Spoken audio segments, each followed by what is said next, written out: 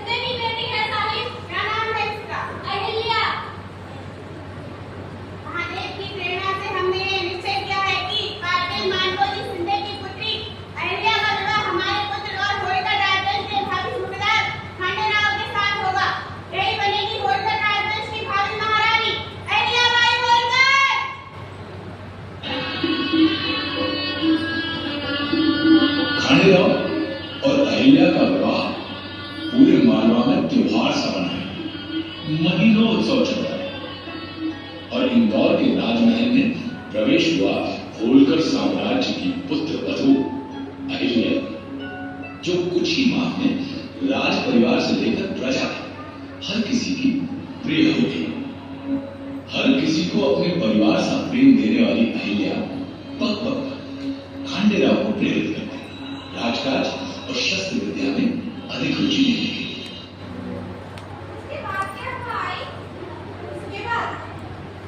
उसके बाद हमने एक दिन राजे से पूछा कि राजे, हमारे राजभवन में तो हथियारों का इतना बड़ा भंडार है, कितने खतरनाक और मारक हथियार है, और इस तलवार को ही देख लीजिए।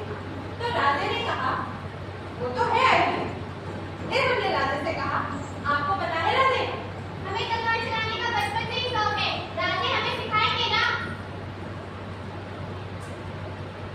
क्या हुआ राजे, आप शांत क्यों हैं? राजे ने आपसे क्या कहा? क्या उन्होंने आपको सिखाया? नहीं मनु, उन्होंने मुझे तलवार चलाना तो नहीं सिखाया।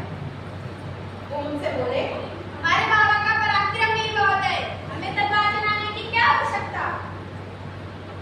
राजे, आप राजवंश से संबंध रखते हैं, होलकर राजवंश के उत्तराधिकारी हैं आप। यदि आप तलवार नहीं चलाएंगे तो कौन चलाएगा? सोचिए राजे, राज्य की छोड़िए, आप हमारी रक्षा कैसे करेंगे?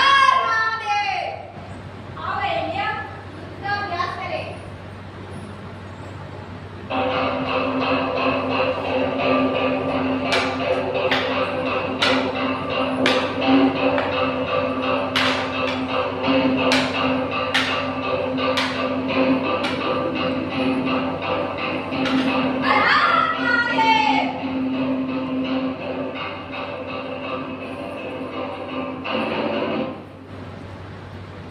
और इसी तरह हमारी इन्हीं बातों ने राजे की अंदर की सोई हुई वीरता को जगा दिया और उन्हें राजकाज के लिए प्रेरित किया। उसके बाद राजे ने सिर्फ तलवार चलाना ही नहीं, और भी ना जाने कितने हथियार चलाना सीखे, हमें सिखाए भी। और अपने पिताश्री श्री मल्हार राव जी के साथ में सेना का प्रतिनिधित्व किया, वो भी अनेकों युद्धों में, और अपनी वीरता का परिचय दिया। किंतु सूरजमल जाट के साथ हुआ वो युद्ध राजे के जीवन का अंतिम युद्ध साबित हुआ।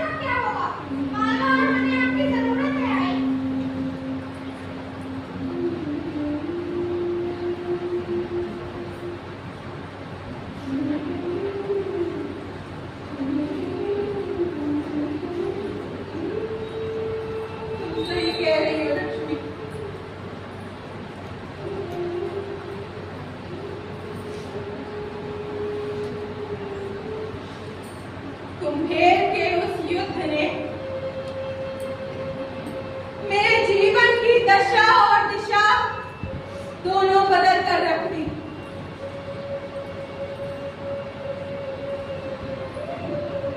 अपने पिता समान ससुर महाराज मल्हार राव के अनुसार मैंने प्रण लिया कि मैं अपना पूरा जीवन मालवा और उसकी प्रजा के कल्याण में समर्पित कर दूंगी और मालवा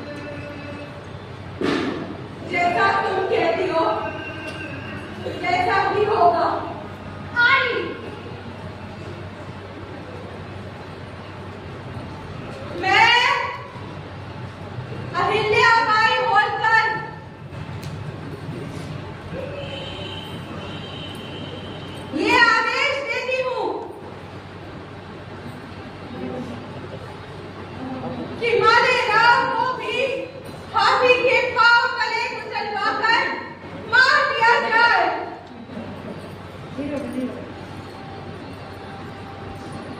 और सबको ये संदेश दे दिया जाए कि मालवा में कभी किसी के साथ कोई अन्याय नहीं होगा। अपराधी को दंड अवश्य मिलेगा, चाहे वो स्वयं राजा ही क्यों न हो।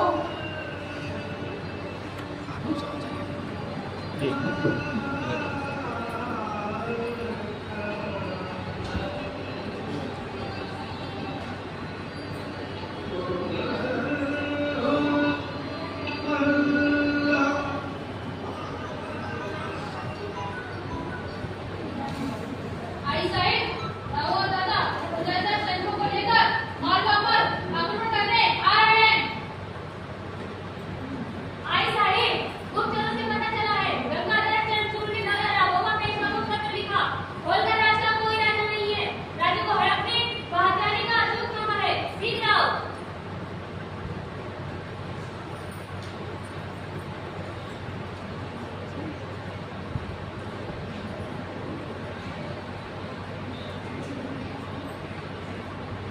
मैं अहिल्याबाई होलकर,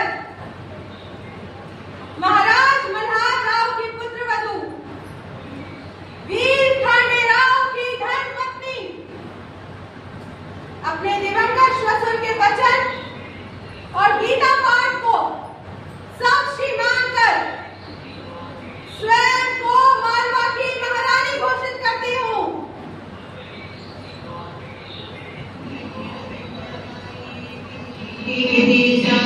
संसार सारदी लोकमाता ही अशीच आमची आई। संसार सारदी लोकमाता ही अशीच आमची आई। अहिल्याबाई, अहिल्याबाई, अहिल्याबाई। लोकमाता अहिल्याबाई की जय! लोकमाता अहिल्याबाई की जय! मैं पुत्र शोक होते हुए भी अपने राज्य की स्थिति संभाल सकती हूँ। मैं विधवा हूँ, असहाय अबला हूँ, ऐसा कोई ना समझे। यदि मैं भाला लेकर निकल पड़ी तो कोई जीवित नहीं बचेगा। मैं और मेरा राज्य मेरे ससुर के अनुसार पूना के पेशवा के अधीन है, किंतु यदि किसी ने भी मेरे राज्य की ओर दृष्टि डालने की चेष्टा भी की तो उसकी खैर नहीं। दादा राघोबा को अहिल्याबाई की ओर से पत्र लिखो। लिखो, दादा प्रणाम, आप मेरा राज्य हड़पने आए हैं, ये आपको शोभा नहीं देता। मुझे असहाय अपना समझने की गलती ना करें। मैं स्त्री हूँ, यदि आप मुझसे लड़कर जीत भी गए तो भी मुझे जग में कोई याद नहीं रखेगा, किंतु यदि आप मुझसे हार गए तो आपकी जग में हंसाई हो जाएगी दादा। इसलिए आपका भला इसी में है कि आप अपने 50,000 सैनिकों को लेकर वापस लौट जाएं, क्योंकि यदि युद्ध होगा तो मालवा की पवित्र धरती पर गिरने वाली रक्त की पहली बूंद मेरी होगी। जाओ, ये पत्र पेशवा राघोबा दादा तक पहुंचाओ। मालवा की महिलाओं को इकट्ठा करो, हम उन्हें सैन्य प्रशिक्षण देंगे। जाओ। प्रणाम आई मां।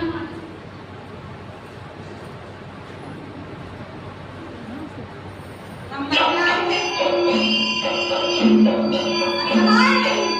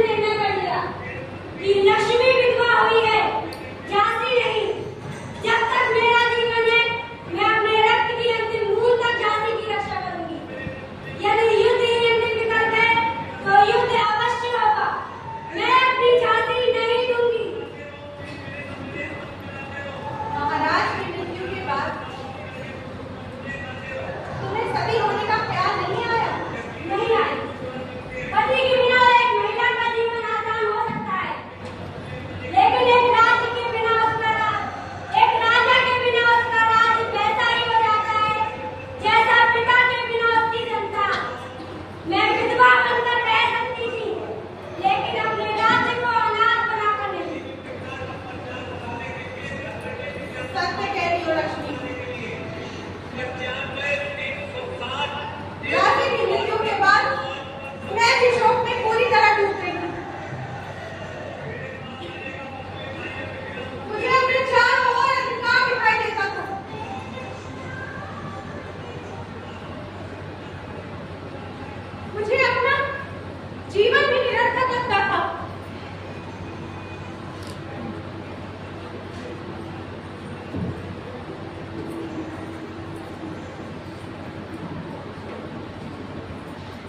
मैं तो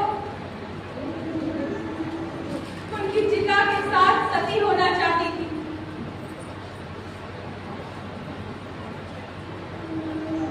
किंतु तब मेरे पिता समान ससुर श्री मल्हार राव जी ने मुझे मेरा कर्तव्य याद दिलाया। वो मुझसे बोले, आंटे भी मुझे छोड़कर चला गया। तुम भी सती होना चाहती हो, मैं अकेले इतना बड़ा राज्य कैसे संभालूंगा? बेटी, सोच समेटो। देखो, तुम्हारी प्रजा, तुम्हारी संतान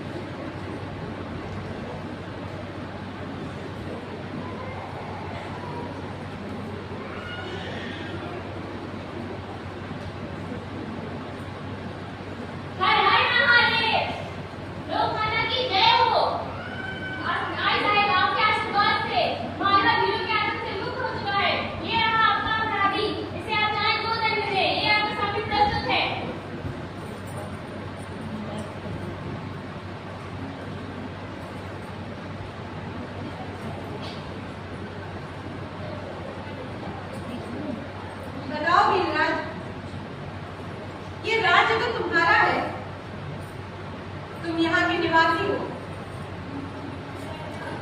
भला कौन सा नागरिक अपने ही राज्य और उसके नागरिकों को हानि पहुंचाता है? वीरराज तुम मालवा की बाढ़ हो, किंतु यदि बाढ़ ही अपना खेत खाने लग जाए तो उस खेत की रक्षा कौन कर सकता है? बताओ क्यों कर रहे हो ऐसा? भाई साहब, अब भीड़ है, हम लोग जंगल में रहते हैं, सभी लोग हमें बहुत हीन दृष्टि से देखते हैं। हमारे पास जीवन यापन के लिए कोई साधन नहीं है।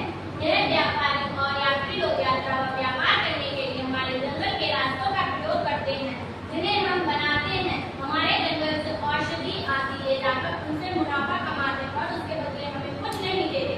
आप ही बताइए राजमाता, हम अपना जीवन यापन कैसे करें?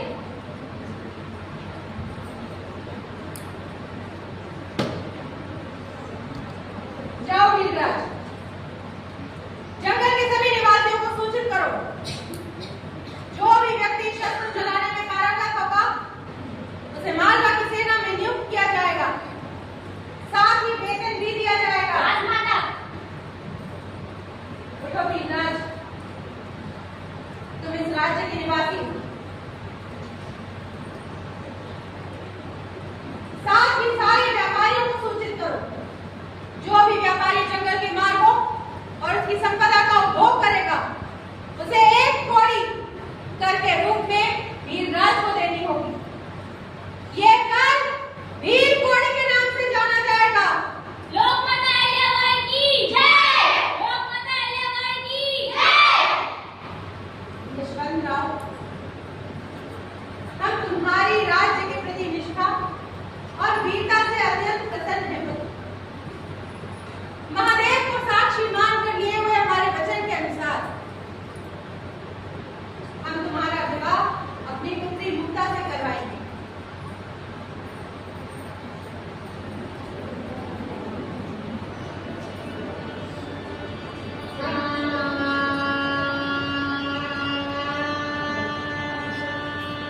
आयुष्मान भव, सदा सौभाग्यवती भव। यशवंतराव, मुक्ता आज से तुम्हारी धर्मपत्नी है, इसका ध्यान रखना, सदैव इसकी रक्षा करना, सदा ही इसे अपने साथ रखना। मुक्ता, तुम अपने ससुराल जा रही हो बेटी, खुशी खुशी अपने घर जाओ। ईश्वर तुम्हें सदा सुखी रखे। महादेव का आशीर्वाद तुम दोनों पर सदा बना रहे। लोकमाता अहिल्याबाई की जय! हर हर महादेव! हर हर महादेव!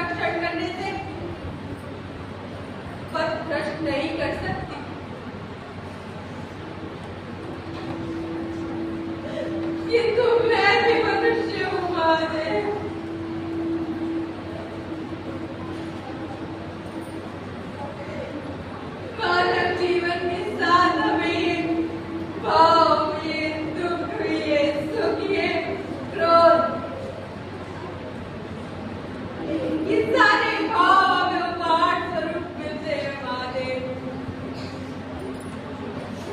और हम इसी सांसारिकता में फंसकर रह जाते हैं महादेव।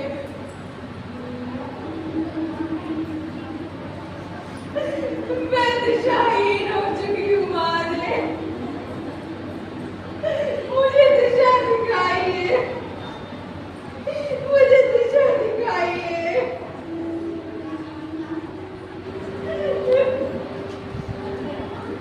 लोक माता की जय हो, लोक माता की जय हो, लोक माता की जय हो। मैं कभी भाई हूँ, दूर दूर के देशों में भी आपकी कीर्ति फैली हुई है। मैं समस्त भारत में भ्रमण करता हूँ। आइशाली, काशी, सोमनाथ, बद्रीनाथ और भी ना जाने कितने देशों और भी ना जाने कितने तीर्थों का उद्धार करवाया है आपने। आपकी सी भक्ति अतुलनीय है। मैं कुछ कविताएं लिखकर लाया हूँ। इस कविताओं को आप स्वीकार करने की कृपा करें, स्वीकार करें।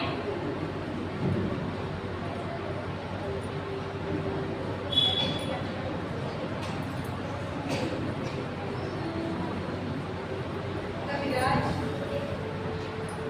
मैंने ऐसा कोई कार्य नहीं किया जिसके लिए मेरी इतनी प्रशंसा और स्तुति की जाए। जो महादेव का आदेश था मैं तो वही करती थी। आपने नाहक अपना इतना समय, इतना परिश्रम, इतनी रचनात्मकता आपने इन कविताओं पर व्यक्त की। यदि आप इतना ही समय और परिश्रम ईश्वर भक्ति में लगाते तो मानव का कितना कल्याण हो। किंतु आपने इतना परिश्रम किया है, अपना समय दिया है इन कविताओं को रचने में, तो हम सहर्ष ये भेंट स्वीकार करेंगे और आपको उचित मान सम्मान भी देंगे कविराज। किंतु भविष्य के लिए मेरी आपसे एक विनती है, भविष्य में ऐसे कार्यों या किसी मानव की स्तुति में अपना समय व्यर्थ ना करें। ईश्वर भक्ति और मानव कल्याण में अपना समय और परिश्रम लगाएं।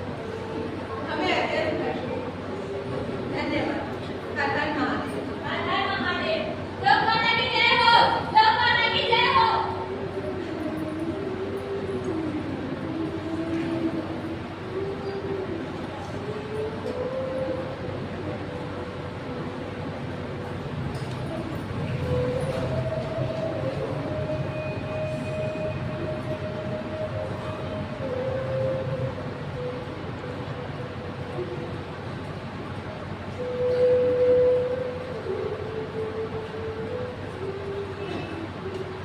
हे नर्मदा मैया,